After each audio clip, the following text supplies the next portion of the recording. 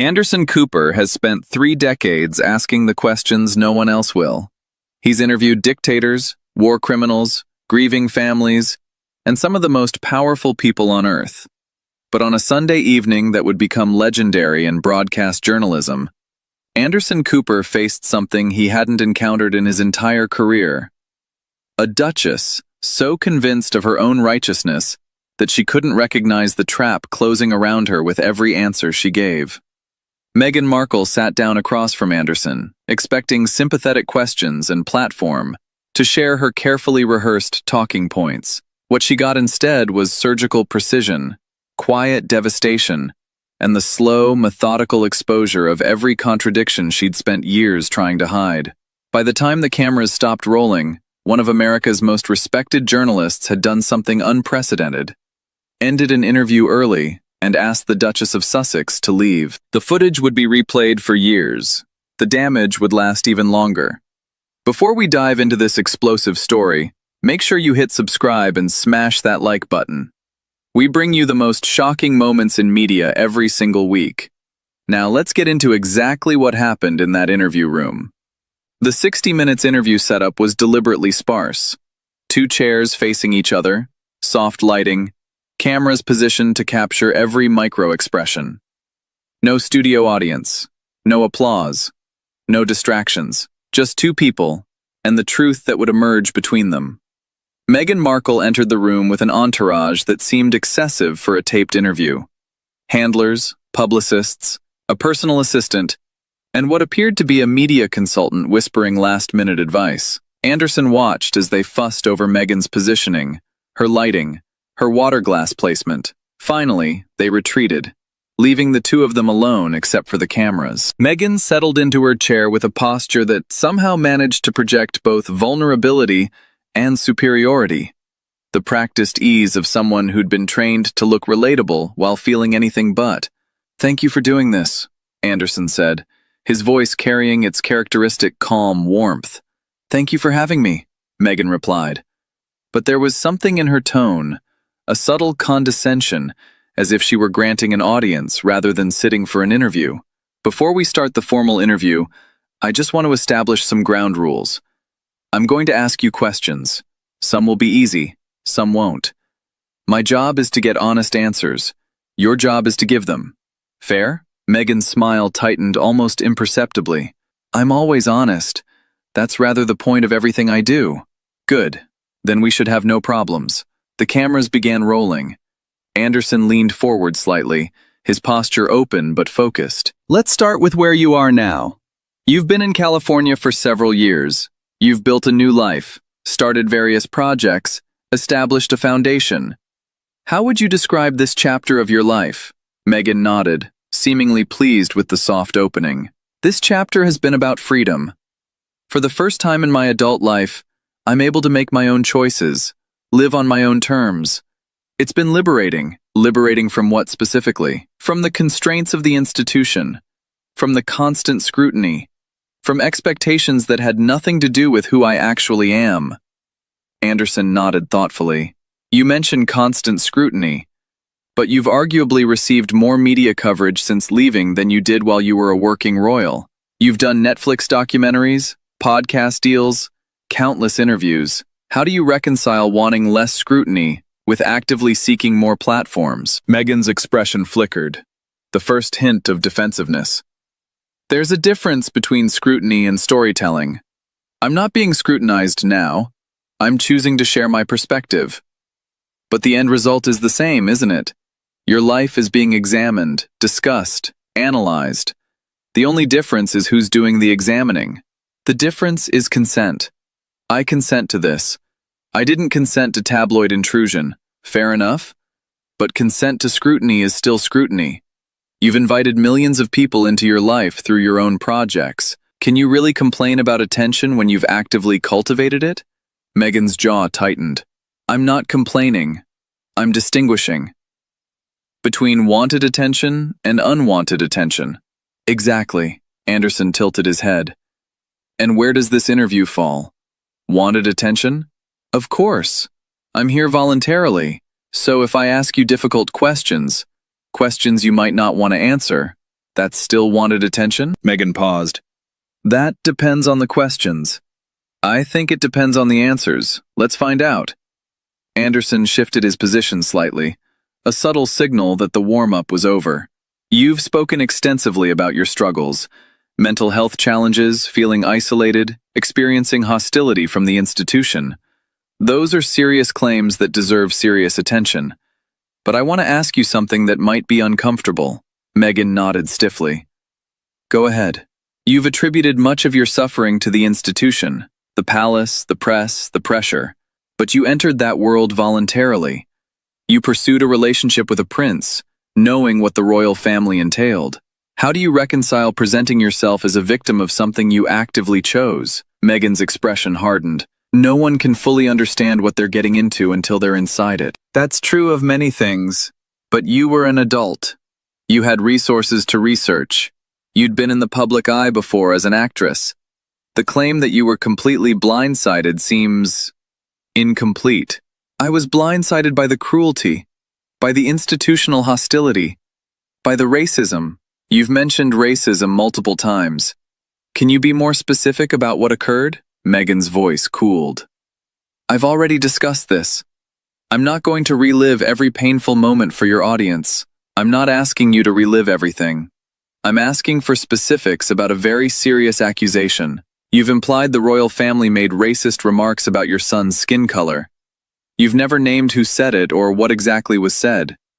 That leaves everyone under suspicion. I protected the person by not naming them. You protected someone while destroying everyone else's reputation with suspicion.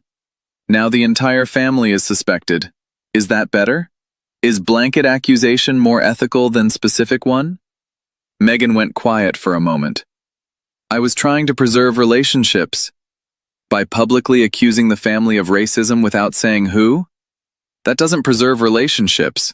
It poisons all of them. Everyone wonders if they're the one you meant. Everyone feels accused. That wasn't my intention. What was your intention? Because from an outside perspective, vague accusations serve the accuser. They can't be disproven. They can't be addressed. They just linger. And lingering accusations are very useful for narrative control. Meghan's composure was cracking visibly. Her practiced warmth had given way to something colder. You're doing exactly what the British press did, questioning my credibility instead of engaging with my experience. Anderson didn't rise to the bait. His voice remained calm, almost gentle. I'm doing what any reasonable person does when presented with serious claims, asking for evidence. That's not attacking your credibility. That's basic journalism.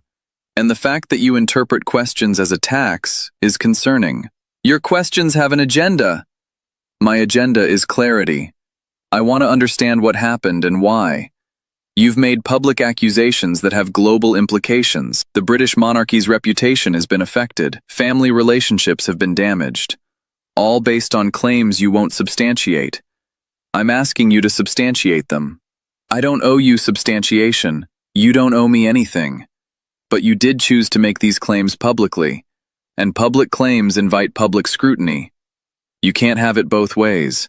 You can't demand to be believed while refusing to provide details. Meghan stood up slightly, then sat back down. A false start that betrayed her agitation. Can we change the subject? Of course.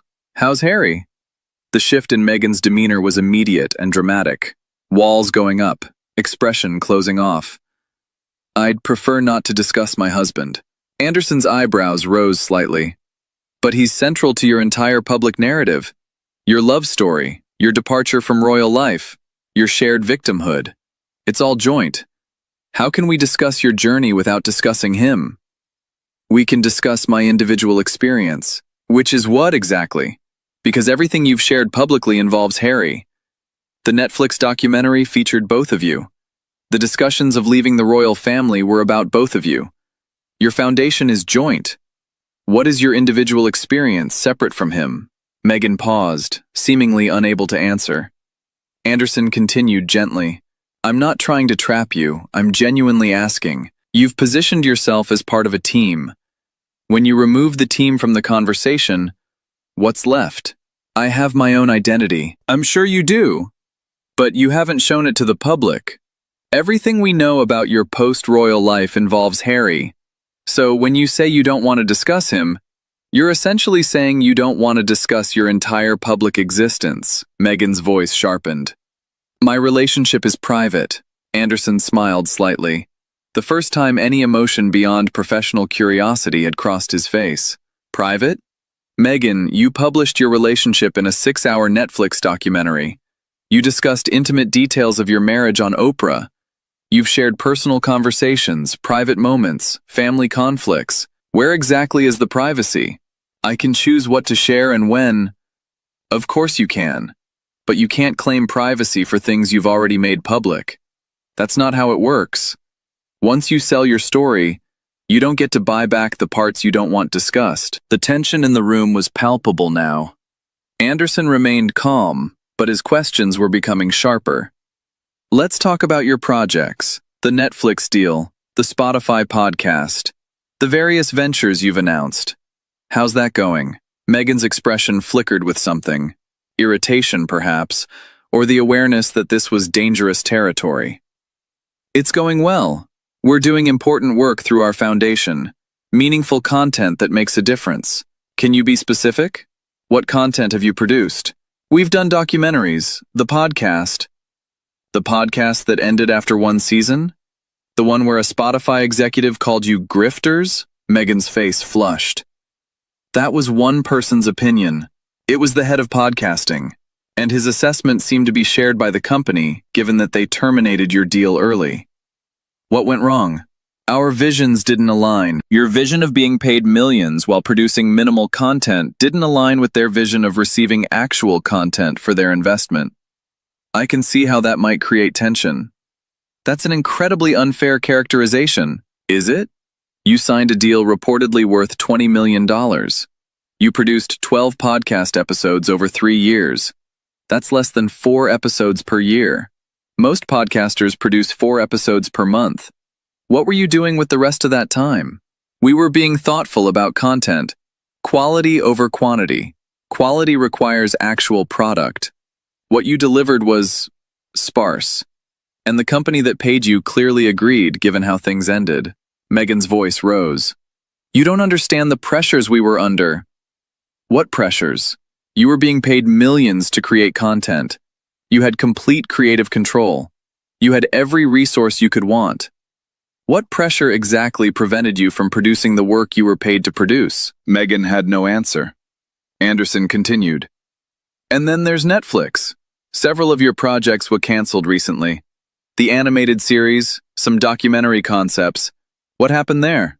Projects evolve. That's the nature of the entertainment industry. Evolve is a generous word for canceled. And the pattern is concerning. Spotify ended badly. Netflix projects are getting dropped. At what point do we stop blaming the companies and start examining whether maybe, the problem is the product? Meghan stood up fully, the movement sudden enough to startle the crew members watching. This is exactly what I expected. Another interview disguised as journalism that's actually just an attack. Anderson remained seated, looking up at her with an expression of mild curiosity. Which questions were attacks? I asked about your experience. You said you were blindsided. I asked for specifics about racism. You refused. I asked about Harry. You invoked privacy. I asked about your projects. You blamed others. At what point did any of that constitute an attack? Your tone. My tone has been calm, professional, and curious. The same tone I use with everyone. If it feels hostile to you, maybe examine why basic questions about your own public statements feel like hostility. You're not asking questions, you're prosecuting. I'm asking you to explain things you've publicly claimed. That's not prosecution, that's accountability. And the fact that you can't tell the difference is exactly the problem I keep noticing in all your interviews. Any question you don't like becomes an attack. Any scrutiny becomes persecution. It's a very effective shield, but it's not honest engagement. Meghan grabbed her water glass, then set it down without drinking. I don't have to justify myself to you. No, you don't. But you're on 60 Minutes. You agreed to this interview. You walked in here knowing what kind of program this is. We don't do puff pieces. We ask hard questions. If you wanted soft treatment, you came to the wrong place. I didn't want soft treatment. I wanted fair treatment. This is fair. Fair means I ask real questions and you give real answers. You've given me deflection, hostility, and claims you won't substantiate. That's not my failing. That's yours. Meghan moved toward the door, then stopped, turning back for what seemed like a final confrontation. You know what I've noticed about journalists like you? You claim objectivity while pursuing agendas. You ask questions that are actually accusations. You pretend you're seeking truth while actually seeking gotcha moments. Anderson stood now, but slowly, without aggression. I've been doing this for 30 years, Meghan. I've interviewed people who've survived genocides. I've talked to parents who've lost children. I've sat across from dictators and victims, heroes and villains. Almost all of them, even the worst ones, managed to engage with difficult questions without treating them as personal attacks. He paused. You've treated every question tonight as if I'm your enemy. And I'm not. I was genuinely curious about your life, your choices, your perspective, but you've made understanding impossible because every question becomes an attack in your mind. Because they are attacks, they're not. How are you finding California? Is not an attack. Tell me about your projects. Is not an attack. Can you be specific about the racism you've alleged? Is not an attack. It's the most basic follow-up question any journalist would ask. Meghan's voice rose. You don't understand what I've been through. Then help me understand. That's why we're here. But helping me understand requires actual answers, not deflection. It requires specifics, not vague references to suffering. It requires engagement, not hostility. I've been engaging. You've been defending. There's a difference. Engagement means considering the questions seriously and responding thoughtfully. Defense means treating every question as a threat to be neutralized. You've been defensive since you walked in. Meghan grabbed her purse, her movements sharp with controlled fury. I'm leaving. This interview is over. Anderson nodded slowly. That's your prerogative. But before you go, I want to say something. Meghan paused, perhaps curious despite her anger. Anderson continued, his voice carrying that quiet intensity that had made him one of the most respected journalists in America. I've interviewed people accused of war crimes who stayed until the end. I've talked to politicians caught in scandals who answered every question. I've sat across from people in far worse situations than yours who engaged honestly and completely. You're leaving because I asked you to explain your own public statements. Think about what that says. It says I'm refusing to participate in a hostile interview. It says you can't defend your narrative when someone actually examines it. Your story works in controlled environments. Netflix documentaries you produce, Oprah interviews where the questions are softballs, podcasts you host yourself. It doesn't work when someone asks follow-ups. That's not my failure. That's the failure of the story itself. Meghan's face contorted with barely suppressed rage. My story is true. Parts of it may be. But stories that are completely true don't fall apart under basic questioning. They become stronger when examined. Yours doesn't. It becomes vaguer, more defensive, more dependent on accusations of hostility. That's not the behavior of truth. That's the behavior of narrative. You're calling me a liar. I'm calling you evasive. I'm calling you defensive. I'm calling you unwilling to engage with straightforward questions about your own claims. If that means liar to you, that's your interpretation, not my accusation. Meghan stood frozen in the doorway, caught between her desire to leave and her inability to let Anderson have the last word. History will vindicate me. Anderson smiled sadly. Maybe. Maybe history will see someone who had extraordinary opportunities and spent most of her time complaining about them. Someone who could have used her platform for almost anything and chose to use it primarily for grievance. Someone who had everything and still felt wronged. He paused. I hope I'm wrong. I hope you find peace. But peace isn't something you find by arguing with everyone who sees you clearly. At some point, you have to stop and wonder if maybe, the people noticing contradictions aren't the problem. Meghan opened her mouth to respond, then seemed to realize she had nothing left to say. She turned and walked out, the door closing behind her with a decisive click. Anderson sat in silence for a moment, the cameras still rolling. Then he turned to face the lens, his expression weary but resolved. Well, that was unexpected.